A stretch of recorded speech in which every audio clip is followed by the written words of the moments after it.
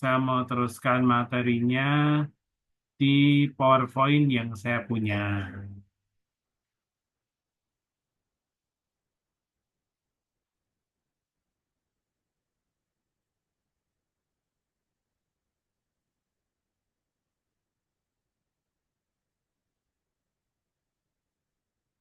Oke. Nah, di bab 1 kita sudah bicara strategi itu apa. Di bab 2 kita sudah bicara terkait bagaimana visi itu disusun, misi itu disusun,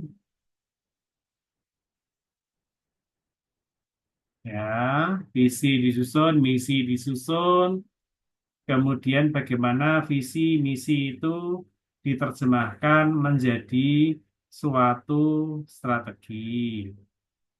Kita udah bicara itu. Oke. Nah, kali ini kita akan masuk ke analisis SWOT. Semua orang yang bikin strategi itu mesti melakukan analisis SWOT.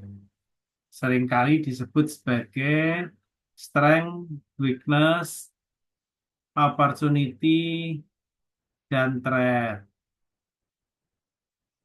Ya, hari ini kita akan bicara tentang yang namanya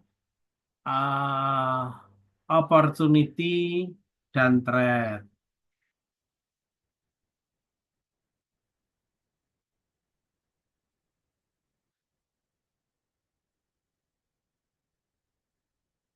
Nah, hari ini kita akan bicara yang namanya opportunity dan threat.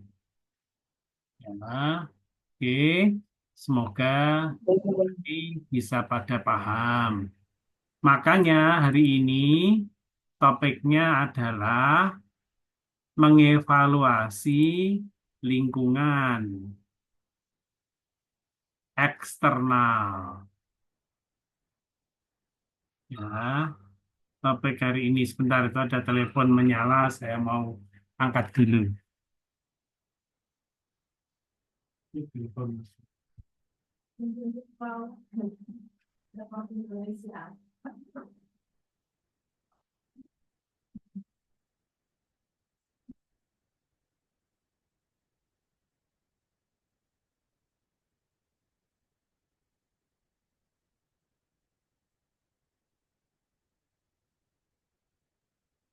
Oke,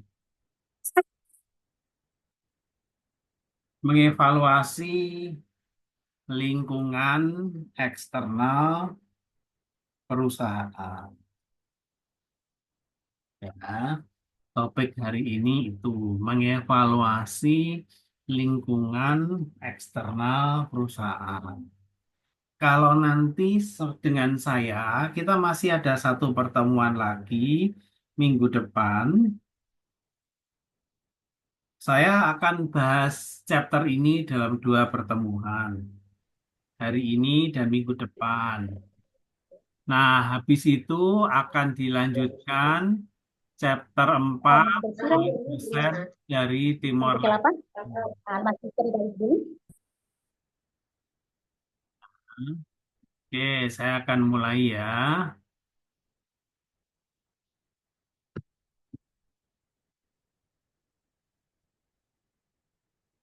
Saudara, kalau kita bicara soal lingkungan perusahaan, yang dimaksud dengan lingkungan perusahaan adalah segala sesuatu yang ada di luar perusahaan. Kalau kita bicara lingkungan perusahaan, itu segala sesuatu di luar perusahaan. Ada yang namanya lingkungan makro, ada yang namanya lingkungan industri atau mikro. Nah, hari ini kita akan mulai dengan lingkungan makro. Jadi lingkungan makro pada dasarnya adalah lingkungan yang sangat luas,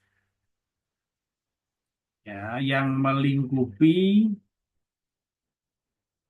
industri itu, industri itu. Menariknya adalah organisasi tidak bisa mengatur lingkungan makro ini, tidak bisa kontrol, karena ini lingkungan di luar yang sangat luas. Nah, organisasi tidak bisa kontrol lingkungan makro ini. Saudara mesti pahami itu baik-baik. Apa saja toh lingkungan makro itu, kita bisa lihat di sini.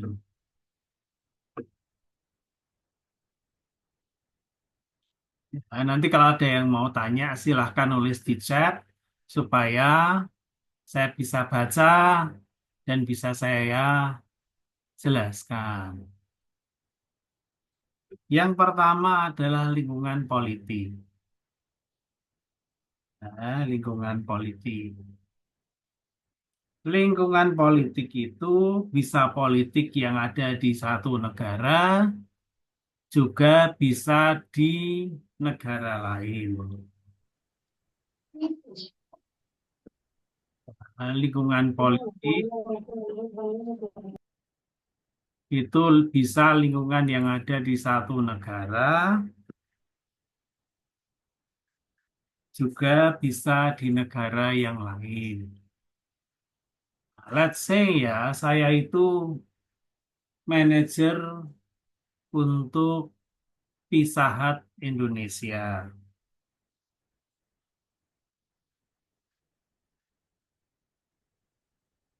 Saya manajer untuk Pizza Hut Indonesia. Nah, kemudian saya harus melihat lingkungan politik apa yang terjadi.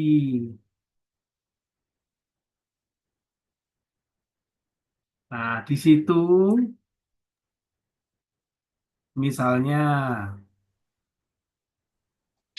saya bisa lihat misalnya ya tiba-tiba saja. Tiba-tiba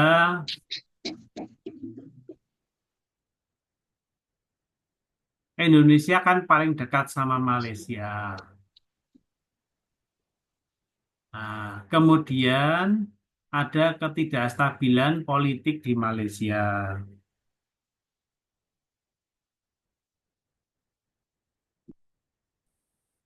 Nah, karena ketidakstabilan politik di Malaysia, kemudian ternyata ganti Perdana Menteri di sana, kemudian Perdana Menteri di sana itu yang tadinya bersahabat sama Indonesia menjadi tidak bersahabat.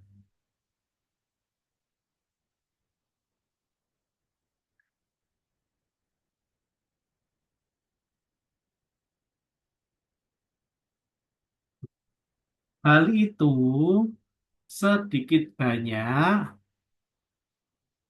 bisa mengganggu saya. Hal itu sedikit banyak bisa mengganggu saya. Kenapa? Jadi kalau ada ketidakstabilan politik di Malaysia, sementara ini kemitraan dengan Malaysia berjalan baik, bisa jadi ada beberapa eh, bahan yang saya perlukan saya dapat dari sana, di sananya lagi ribut sama Indonesia. Nah, itu.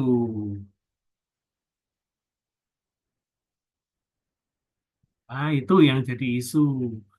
Bisa jadi terganggu. Misalnya anggap aja bukan Pizza Hut lah. Saya manajer dari Toyota Indonesia. Saya biasa kirim Toyota Innova diekspor ke Malaysia.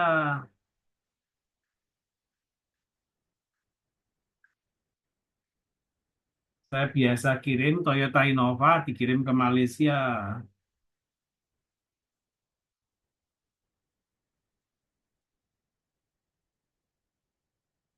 Nah, kemudian Indonesia sama Malaysia tidak bersahabat, ya bisa terganggu. Ekspor saya terganggu. Itu yang terjadi.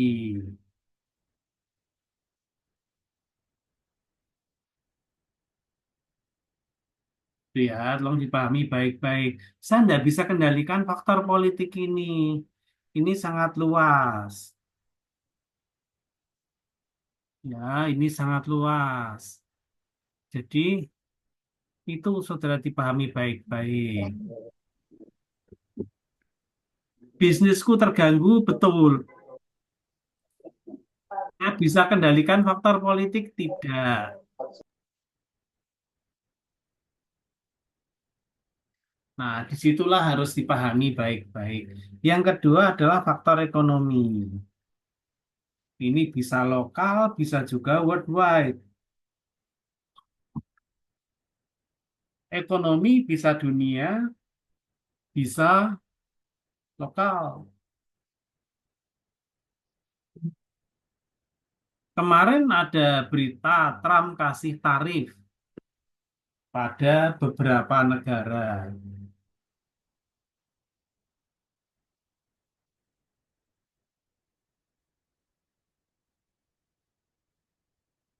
Ya, tarif itu apa? Kalau misalnya Indonesia dikasih tarif oleh Trump,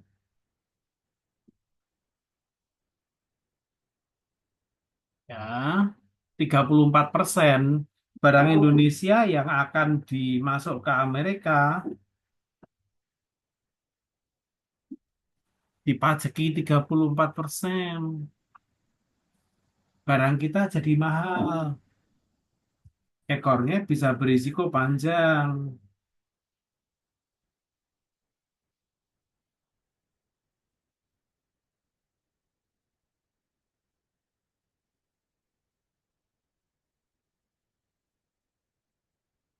Ya, tuh. Jadi ekonomi tidak bagus, ganggu bisnis saya. Minggu kemarin saya cerita di Indonesia, Pak Prabowo buat efisiensi. Semua anggaran dipotong. Kalau saudara berbisnis di bagian yang dipotong anggarannya itu, bisnismu terganggu, susah.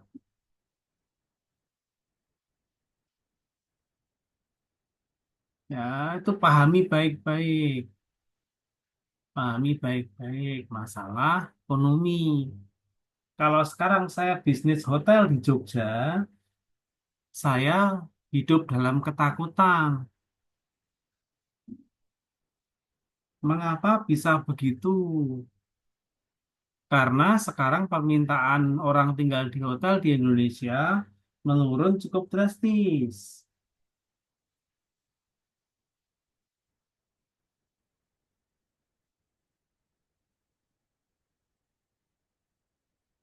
Nah, menurun cukup drastis. Karena government official tidak boleh ada bisnis trip lagi.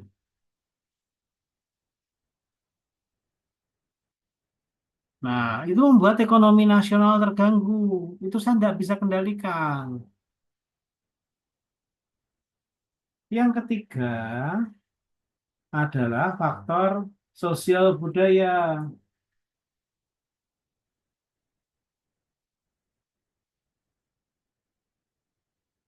Sosial budaya. Maksudnya apa sosial budaya? Beberapa waktu lalu di Indonesia itu ada gerakan dari beberapa kelompok masyarakat untuk tidak mengkonsumsi produk أنا terafiliasi هحاول أبلغ الزوم. ke Israel. Hal itu berdampak KFC, Kentucky Fried Chicken, Pizza Hut, dan semua bisnis affiliated to Israel, turun penjualannya. Itu susah. Faktor teknologi itu juga berpengaruh. Teknologi semakin maju. Teknologi semakin maju. Senang nggak senang, suka tidak suka, saya harus menyesuaikan bisnis saya dengan perkembangan teknologi yang ada. Faktor lingkungan, lingkungan alam. Kalau dulu orang buang limbah dari pabrik bisa kemana saja dengan mudah. Sekarang tidak bisa lagi, aturannya sudah sangat ketat. Nah, itu saya harus jaga baik-baik. Saya harus perhatikan itu baik-baik. Kemudian faktor legal, aturan. Ya, aturan itu juga kadang berubah-ubah.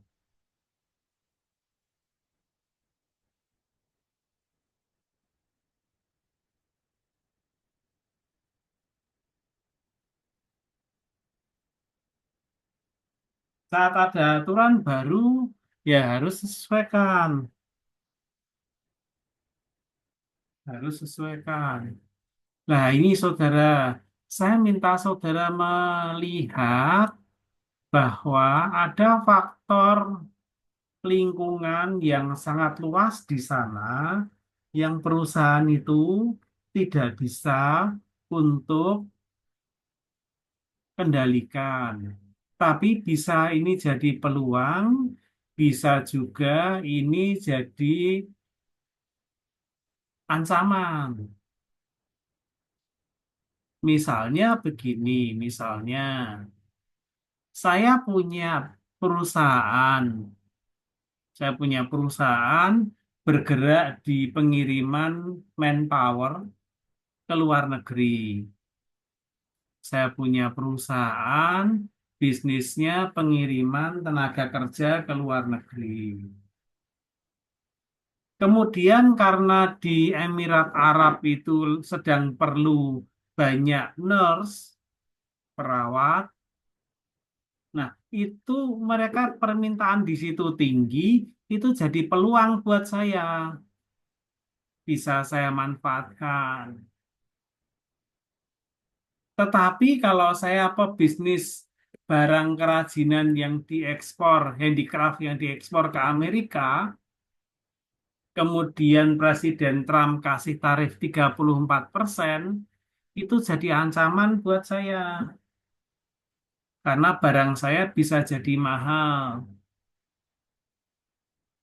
Jadi saudara mesti memahami baik-baik bahwa ada faktor eksternal yang tidak bisa dikendalikan oleh perusahaan, tetapi itu bisa jadi peluang atau bisa jadi ancaman bagi bisnis tertentu.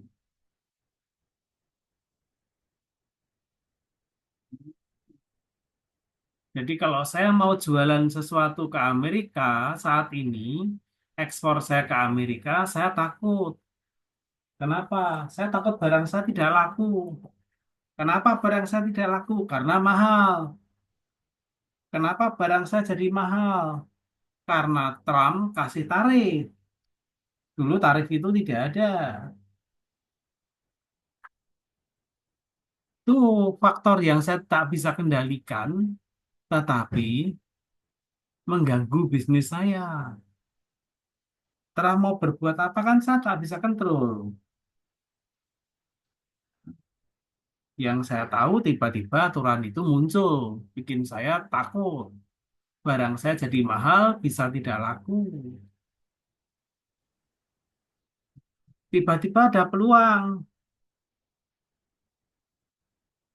di luar negeri, kemudahan untuk pengiriman tenaga nurse. Itu jadi peluang buat saya untuk kirim nurse. Orang Indonesia mayoritas Muslim. Orang Muslim, mereka punya kewajiban kalau mereka punya uang untuk naik haji ke Mekah. Sekarang kalau di Indonesia mau naik haji, waiting time-nya 20 years, 20 tahun atau lebih. Jadi kalau saudara register sekarang, di umur saudara 20 tahun, saudara bisa berangkat nanti umur 40 tahun. Kenapa begitu? Karena yang datang ke Mekah dibatasi. Kemudian tiba-tiba pemerintah Arab buka pintu, kuota Indonesia dinaikkan 100%. Nah, tidak harus nunggu 20 tahun, cuma 10 tahun. Nah, kalau saya punya bisnis biro travel untuk haji, itu peluang besar. Saya bisa berangkatkan banyak orang. Itu, saudara, faktor-faktor eksternal yang bisa jadi peluang atau ancaman kalau kita mau berbisnis. Kita tak bisa kendalikan itu, tetapi itu terjadi dan itu ada. Oke, saya mau lanjutkan dulu sebentar, kemudian seperti biasa nanti akan ada breakout room supaya saudara bisa berdiskusi dengan teman-teman.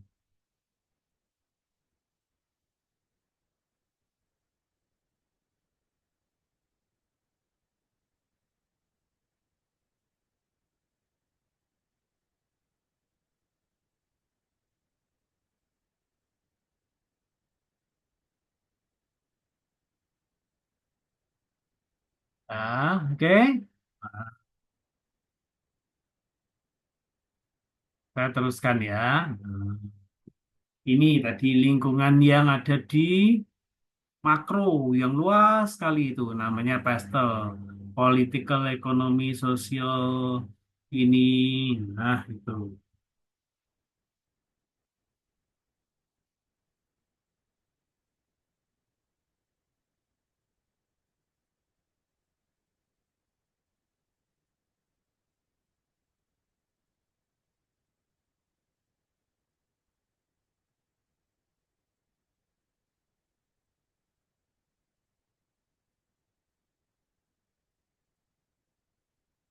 ya. Kemudian saya mau jalan ke lingkungan industri, lingkungan yang lebih sempit, yang lebih sempit, ya, namanya lingkungan industri.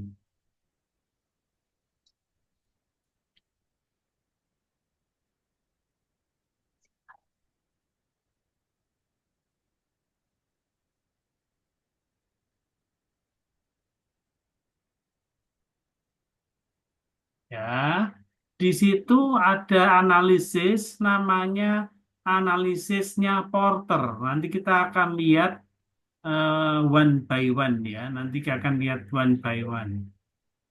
Saya mau turunkan dulu.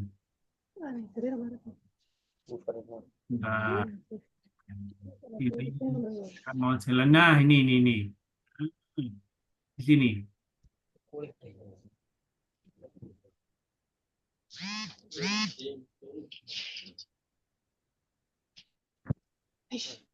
Bentar ya. Bentar. Ini harus tuliskan dulu sedikit. Nah, analisisnya Porter. Ya, analisisnya Porter.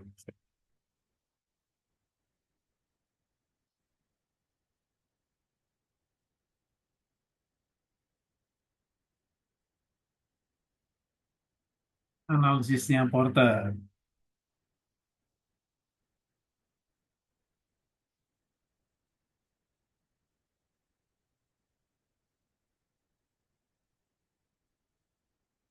Ya, oke ya, saudara. Analisisnya Porter. Apa yang ada di sini? Apa yang ada di sini? Jadi kalau menurut orang yang namanya Michael Porter, itu ahli strategi dari Harvard, dia punya kerangka berpikir, namanya analisisnya Porter, namanya Five Forces Model. Begitu, ini adalah alat analisis yang sangat baik untuk menganalisis persaingan. Apakah lingkungan yang cakupannya tidak terlalu luas tadi bisa jadi ancaman atau bisa jadi peluang? Ya, kali ini kita belum bicara strength sama weakness ya, saudara. Kita belum bicara strength sama weakness. Kita masih bicara opportunity dan threat. Kenapa belum bicara strength sama weakness? Karena hari ini kita masih bicara faktor lingkungan eksternal. Sesuatu yang ada di luar organisasi. Makanya kita sebut lingkungan eksternal.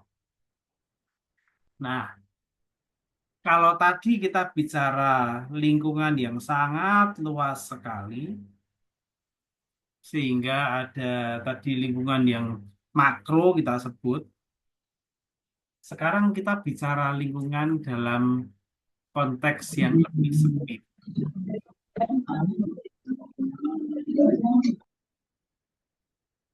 Kita bicara lingkungan dalam konteks yang lebih sempit. Nah, saya mulai dari yang di tengah saja. Saya mulai dari yang di tengah saja. Di situ ada rivalry among competing sellers.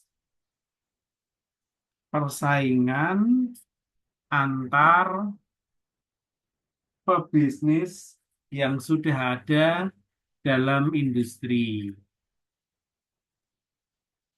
Persaingan antar pebisnis yang sudah ada dalam industri.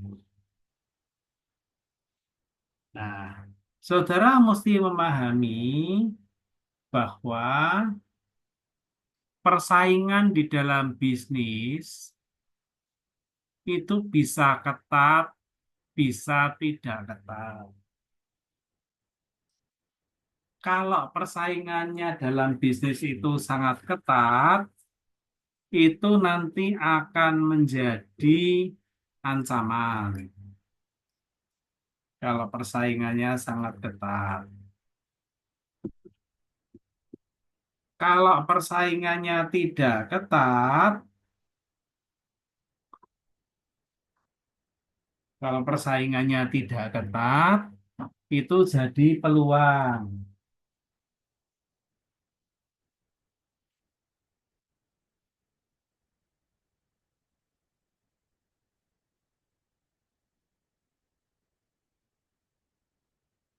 Ya, kalau persaingannya itu ketat, itu akan jadi ancaman. Kalau persaingannya tidak ketat, itu akan jadi peluang.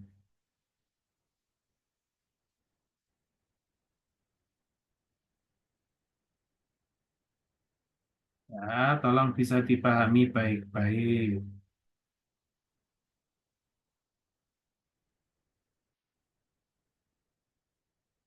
Nah, dalam kondisi apa persaingan ketat, dalam kondisi apa persaingan tidak ketat, saudara bisa lihat di sini.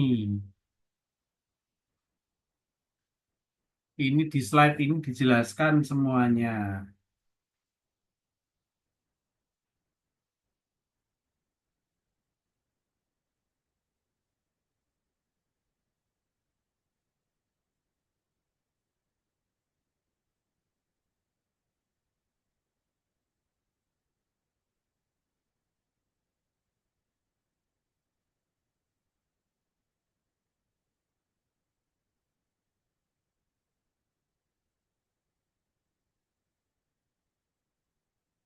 Nah, yang pertama adalah kalau buyer demand itu menurun atau tumbuhnya lambat.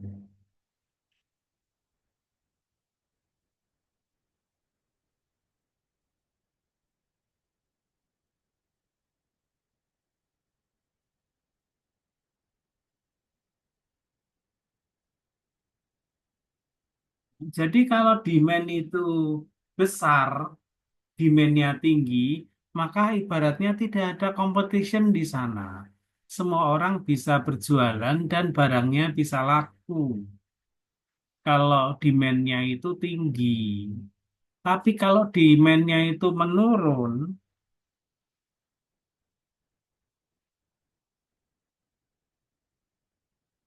ya persaingannya semakin berat, semakin ketat. Jadi kalau demand-nya menurun, itu persaingannya semakin ketat. Jadi pasarnya terbatas, pebisnisnya banyak. Persaingan jadi lebih berat. Itu yang membuat bisnis jadi tidak nyaman. Jadi dengan kata lain, apakah persaingan antar pebisnis itu jadi ancaman atau peluang? Saudara mesti lihat dari sisi buyer demand-nya. Kalau buyer demand-nya itu tinggi, jadi peluang. Siapapun berbisnis, barangnya akan laku. Tapi kalau demand-nya itu turun, nah itu persaingan semakin ketat. Di Yogyakarta, private university, only in Yogyakarta ada 100. Yang mau kuliah menurun. Sehingga competition akan semakin berat. Nah, competition akan semakin berat. Itu jadi ancaman. Yang kedua,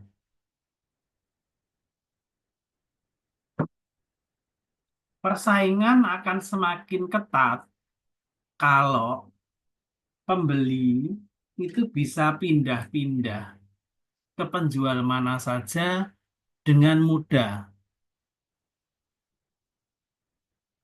Misalnya begini, hari ini saudara belanja ke toko A, apakah besok harus belanja ke toko A? Saya rasa tidak. Hari ini saudara bisa belanja ke toko A, besok saudara bisa ke toko B, besok bisa ke toko C, besok lagi bisa ke toko D, kalau cuma belanja biasa. Karena saudara bisa berbelanja dengan sangat mudah pindah-pindah itu, maka persaingan antar toko semakin tinggi. Kalau saudara punya toko dalam kondisi persaingan yang sangat tinggi, saudara semakin repot. Itu jadi ancaman. Ya, tapi misalnya kayak kami di STIE, saudara someday juga bisa kalau bachelornya sudah selesai, mau S2 di STIE juga boleh. Kami itu punya software yang kami gunakan untuk salah satu mata kuliah kami yang namanya Enterprise Resource Planning. Software yang kami pakai adalah SAP, System Application and Product dari Jerman. Sebetulnya ada software lain selain SAP, yaitu Oracle. Tapi kami tidak bisa pindah begitu saja dari SAP ke Oracle. Kalau kami pindah dari SAP ke Oracle, dosen-dosen kami harus belajar lagi dari awal. Ya, kemudian kami harus set up software macam-macam repot. Nah, kalau kondisinya kami tidak bisa pindah ke penjual dengan mudah, sekali di SAP ya SAP seterusnya, maka itu jadi peluang bagi SAP terkait kami. SAP bisa naikkan harganya as they wish, dan kami agak weak di situ, kami agak lemah. Kenapa? Kalau kami tidak mau, kami harus pindah ke Oracle, kemudian kami harus belajar lagi dari awal. Repot. Tapi kalau hari ini saya makan ke restoran A, besok ke restoran B, besok lagi ke restoran C, nah itu saya bisa kemanapun persaingan antar restoran semakin tinggi. Yang ketiga adalah kalau produk yang ditawarkan itu biasa-biasa saja. Maksudnya less differentiated adalah tidak punya keunikan. Ya, tidak punya keunikan. Jadi kalau produk yang saya jual itu tidak unik, tidak ada kelebihan, ya persaingan akan ketat. Tapi kalau produk yang saya tawarkan itu unik, persaingan tidak akan ketat. Pada pertemuan lalu, saya kasih contoh ada sirkus, namanya Cirque du Soleil. Dia sirkus tanpa binatang, tanpa gunakan binatang, tapi dia hanya gunakan akrobatik. Dia hanya gunakan akrobatik. Dia unik, dia unik. Ya, dia unik. Karena dia unik, maka dia tidak punya persaingan. Kalau saudara jualan produk yang unik, saudara ibarat tidak punya persaingan. Kalau produkmu itu biasa-biasa saja, itu persaingan tinggi. Nah, itu tiga saja dari rivalry among competing sellers. Apakah persaingan itu akan jadi ancaman atau bisa jadi peluang? Kalau persaingannya ketat itu jadi ancaman, kalau persaingannya tidak ketat itu jadi peluang. Betul ya, saudara, tolong dipahami baik-baik. Persaingan bisa jadi ancaman, persaingan bisa jadi peluang. Ya, saudara perlu pintar mengidentifikasi ini persaingan untuk bisnis saya ini ketat atau tidak.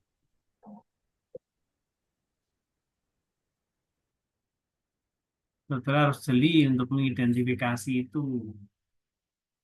Kalau persaingannya itu kuat, itu ancaman besar. Kapan persaingan kuat? Ya, kalau yang mau jualan banyak. Kalau demand-nya turun, produknya tidak unik, itu persaingan ketat, itu jadi ancaman.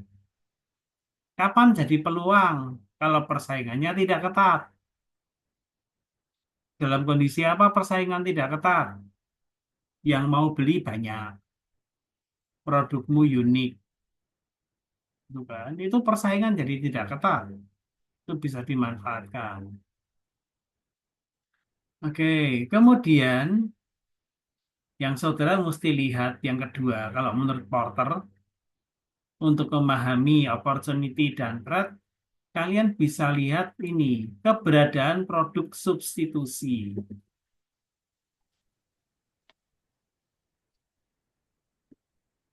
Keberadaan produk substitusi. Produk substitusi adalah produk pengganti,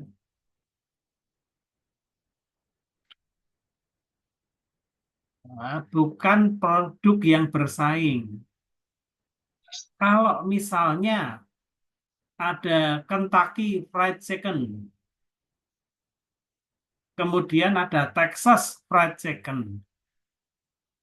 Texas Fried Chicken itu bukan pengganti untuk Kentucky Fried Chicken. Mengapa? Karena mereka sama-sama fried chicken. Itu adalah pesaing. Jadi, Texas Fried Chicken adalah pesaing dari Kentucky Fried Chicken. bukan pengganti.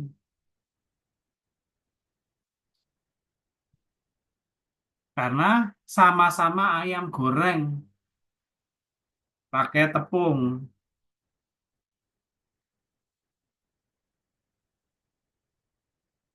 Ya, Texas Fried Chicken dan Kentucky Fried Chicken itu bukan saling menggantikan alias substitusi, tetapi mereka adalah pesaing karena sama-sama jual ayam goreng.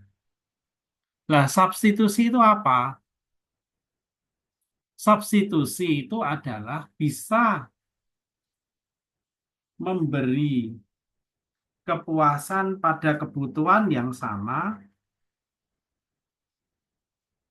dengan cara yang sedikit berbeda. Misalnya begini,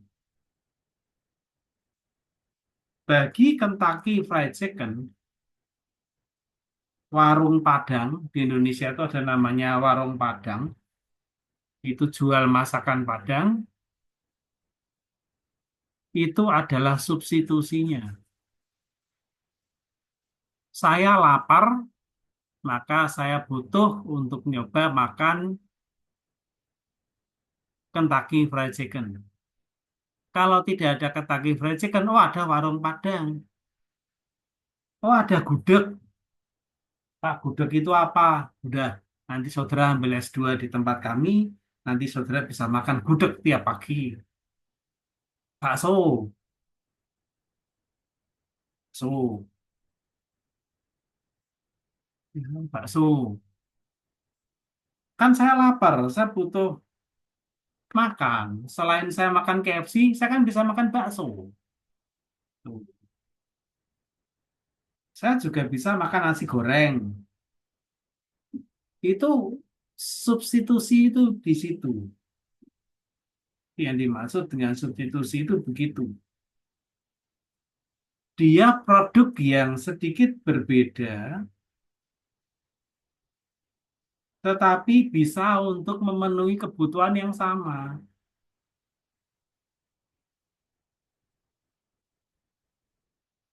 Kalau misalnya saya lihat ada Coca-Cola sama Fanta, sama-sama soft drink, itu bukan substitusi, itu rivalry. Tetapi kalau Coca-Cola dengan air kelapa muda, itu substitusi. Saya haus, saya bisa minum Coca-Cola, tapi saya juga bisa minum air kelapa muda. Both Coca-Cola dan air kelapa muda itu bisa memenuhi kebutuhanku yang haus. Nah, nah, kapan substitusi itu jadi peluang?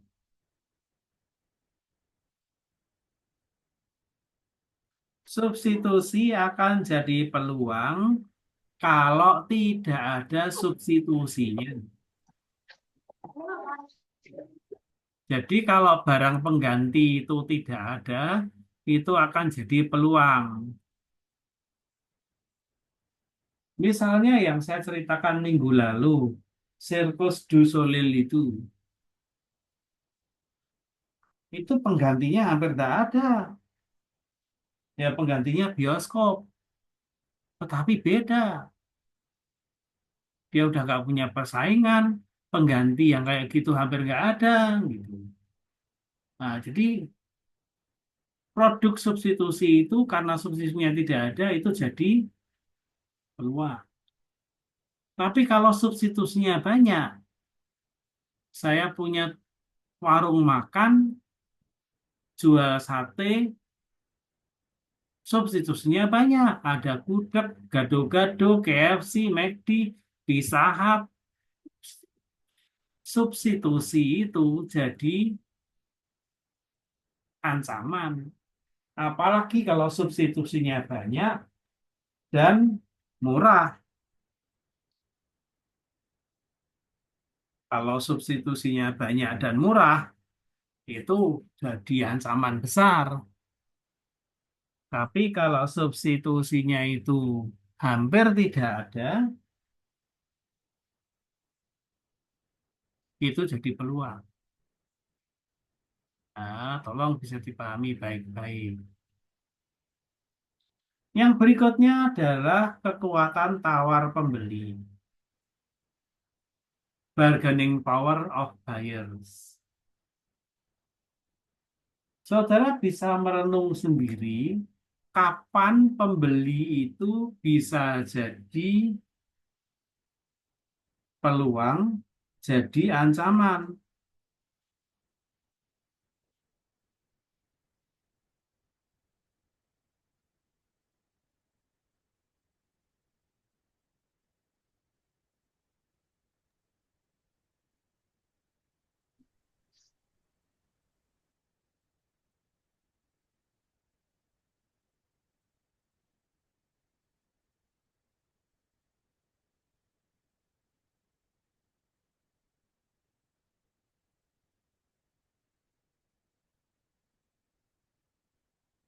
Nah, pembeli bisa kuat, pembeli bisa lemah. Kalau saya dengan toko baju yang ada di Jogja, saya bisa jadi kuat.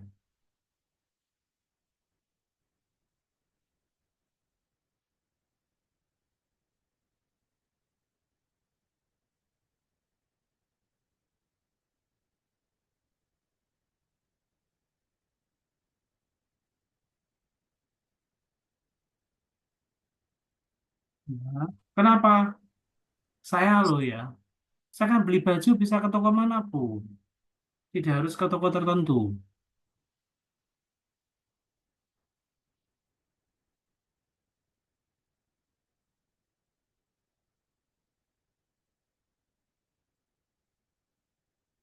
Ya, saya bisa kemanapun.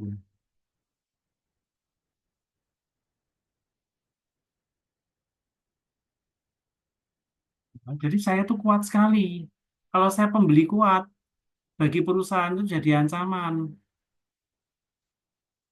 Pembeliku kuat, aku harus hati-hati.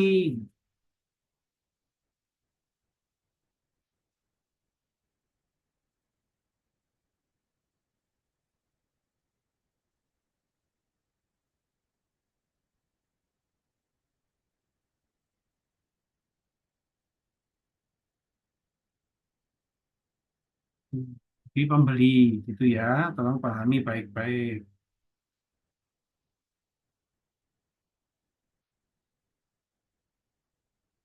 Jadi saudara bisa memahami itu baik-baik. Oh, pembeli kuat. Oh, aduh, kalau pembeli kuat saya susah.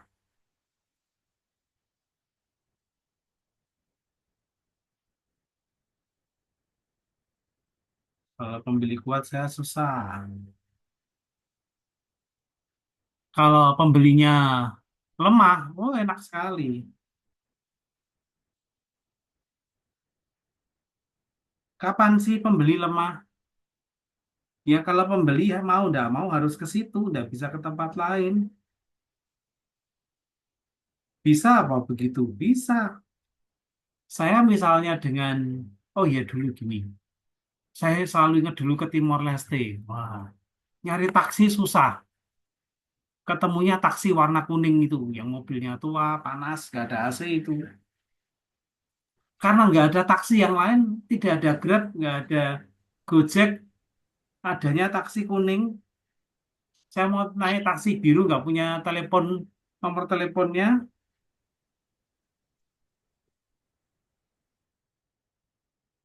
ya saya lemah, saya lemah. Berapapun dia minta harga, saya bayar. Berapapun dia minta harga, saya bayar.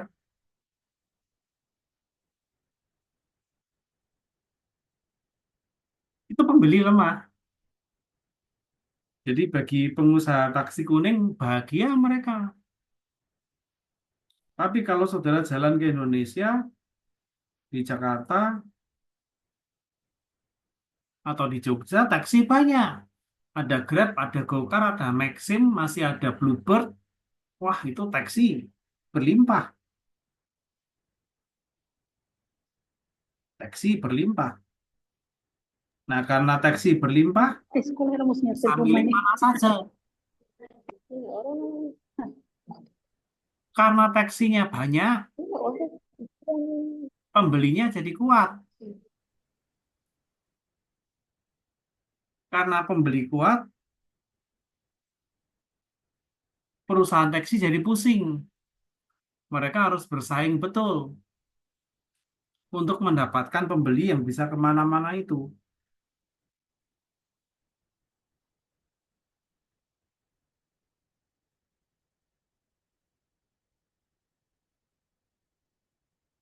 Ya, itu saudara tolong dipahami baik-baik. Jadi, kapan pembeli kuat, kapan pembeli lemah? Ya kalau pembeli kuat itu, kalau saya bisa memilih kemanapun, saya tidak harus naik Bluebird, saya bisa naik Grab, saya bisa naik Maxim, saya bisa naik Gojek, gitu. Kapan pembeli eh, lemah? Ya kalau saya nggak punya opsi lain, mau nggak mau saya harus naik taksi kuning itu. Kalau di Indonesia kami itu listrik pakai yang namanya PLN, Perusahaan Listrik Negara. Ya, kami pakai PLN, Perusahaan Listrik Negara. Di mata PLN kami itu lemah. Kalau mereka mau padamkan listrik ya padamkan. Dampaknya ikan koi satu kolam mati, yaitu saya nggak bisa nuntut PLN.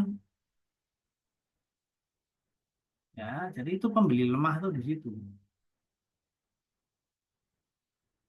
Kemudian potensial new entrant, kemungkinan pebisnis baru yang akan muncul. Ini bisa jadi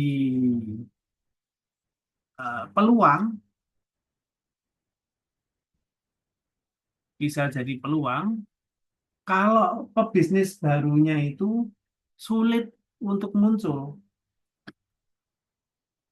Misalnya kalau saudara bisnis mineral water, kalau di Indonesia pebisnis mineral water mesti punya sumber air. Sumber air itu sulit dicari. Sehingga bagi perusahaan air minum seperti Aqua itu jadi peluang. Kenapa? Karena potensial new entrant-nya kecil. Orang mau bisnis air mineral, dia tidak punya sumber air, dia tidak bisa bisnis di situ.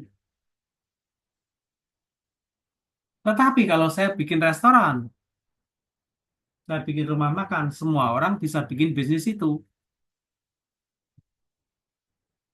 Semua orang bisa bikin bisnis itu.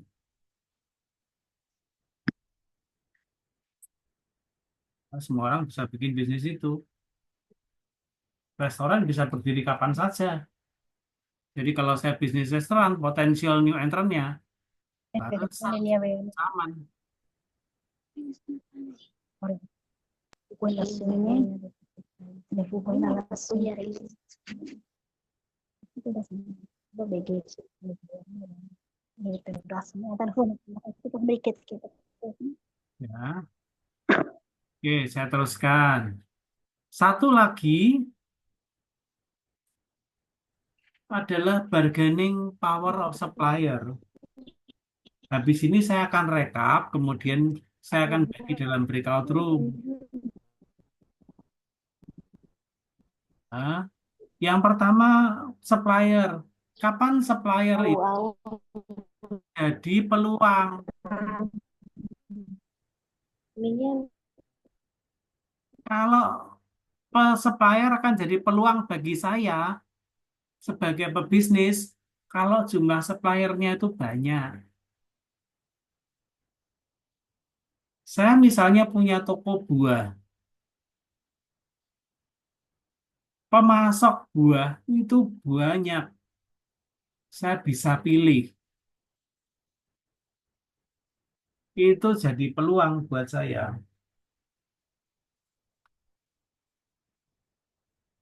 Nah, itu jadi peluang buat saya.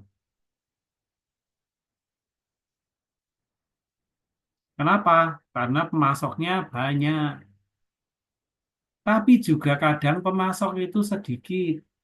Itu jadi ancaman buat saya. Misalnya, saya punya restoran seafood. Pemasok untuk lobster yang bagus itu terbatas. Kalau pemasok lobster itu terbatas, pemasoknya sedikit, itu jadi ancaman buat saya. Kenapa? Kalau pemasok itu sedikit, dia minta harga berapapun, pasti akan saya bayar karena tidak ada pemasok yang lain. Tapi kalau pemasoknya banyak, saya bisa menawar harganya.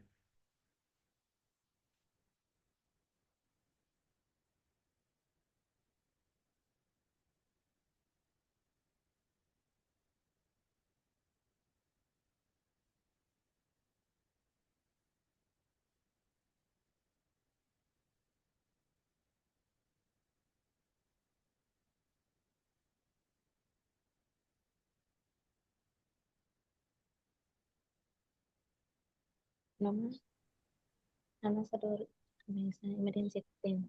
Ya, itu Loh, ya, saudara, emergency. tolong bisa Siap dipahami. mati. Oh, kenapa kan? Hah? Oh, healthy. Nama mana mau nama mana mana mana kan mana. Nah, dia tuh terkenal maka tahu Hmm. sayang. Sih itu kan saya. Kalau masih siap nih pikasnya.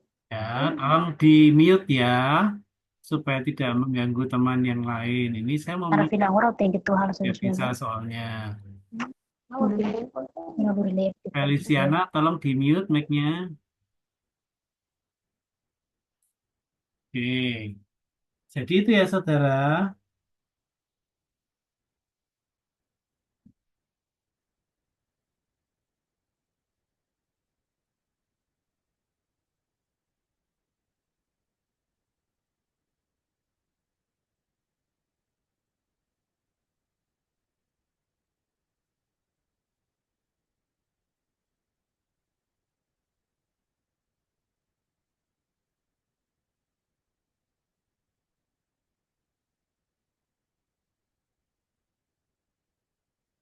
Oke, jadi oke, saya mau rekap dulu ya.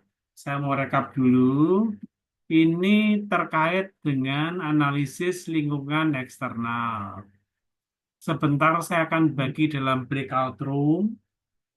Ya, sebentar saya akan bagi dalam breakout room. Ya, sebentar saya akan bagi dalam breakout room. Di breakout room itu, saudara, di breakout room itu, nanti saudara akan berdiskusi dengan sesama teman.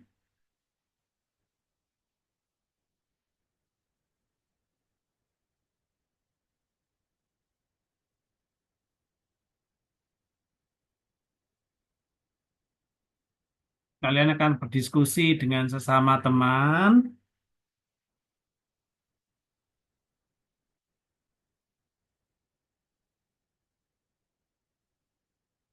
Kalian akan berdiskusi dengan teman. Ambil bisnis tertentu. Ya, bisnis tertentu. Misalnya kalian bisa ambil bisnis bookstore atau bisnis taksi atau restoran atau apapun lah bisnis itu bebas. Kalian tentukan sendiri bisnisnya. Kemudian kalian coba diskusikan. Kalian coba diskusikan di antara faktor makro ini, adakah yang punya pengaruh, punya impact sama bisnis saudara? Memang tidak semuanya itu bisa mempengaruhi bisnis saudara. Saudara may pick Ya, boleh pilih satu atau dua saja dari faktor makro ini yang bisa berpengaruh ke bisnis saudara. Kemudian,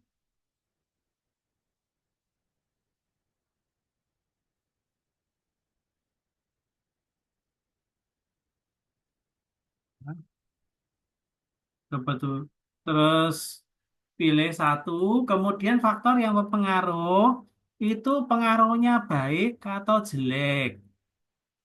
Kalau pengaruhnya baik itu namanya opportunity, kalau pengaruhnya jelek itu namanya threat atau ancaman. Jadi saudara pilih satu bisnis, terserah ada betul atau bisnis imajiner juga boleh.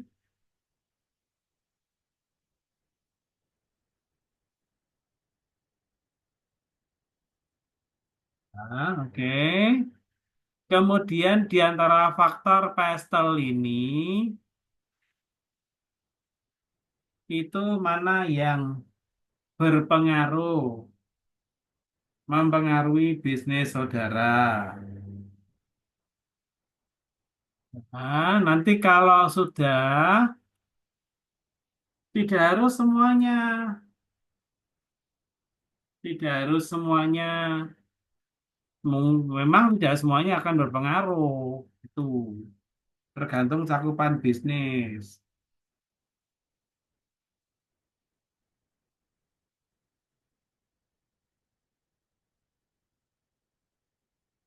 Ya, clear ya.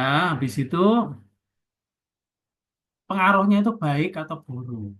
Baik itu jadi peluang, buruk itu jadi ancaman. Kemudian berikutnya adalah untuk same business itu, saudara buat analisisnya Porter seperti yang ada di sini.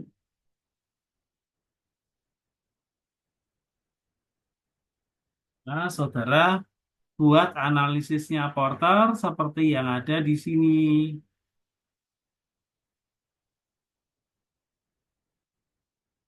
Yang pertama, persaingan antar pebisnis itu kuat atau lemah. Ya, kalau saudara bilang restoran kan persaingan dengan restoran lain sangat tinggi, makanya itu. Kemudian, produk penggantinya ada atau tidak? Itu jadi ancaman atau jadi peluang. Kalau penggantinya banyak ya jadi ancaman, kalau penggantinya tidak ada jadi peluang. Yang ketiga, pembelinya kuat atau lemah. Bargaining power pembeli kuat atau lemah. Kalau bargaining power pembeli kuat jadi ancaman. Bargaining power pembeli lemah jadi peluang. Kemudian yang keempat, potensial new entrant. Pebisnis baru mudah muncul atau tidak. Yang terakhir, supplier banyak atau sedikit tuh bisnismu. Nah, silakan kalian diskusikan itu, ambil satu bisnis, kemudian discuss dengan teman-teman, ya, discuss dengan teman-teman itu bisnisnya itu faktor dari pestel tadi, ekonomik, sosial, dan lain-lain itu ancaman atau peluang mana yang berpengaruh, kemudian buat analisis porternya. Nanti kalau sudah, jawaban saudara dikirim ke WhatsApp saya ya. Nanti saya akan kasih nomor WhatsApp saya di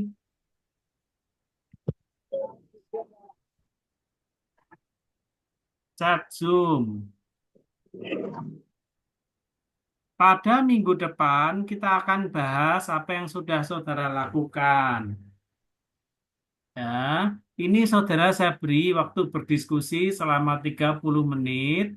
Silakan diskusi dengan teman-temannya. Saya ini mau menutup Zoom dulu, menutup apa recording dulu.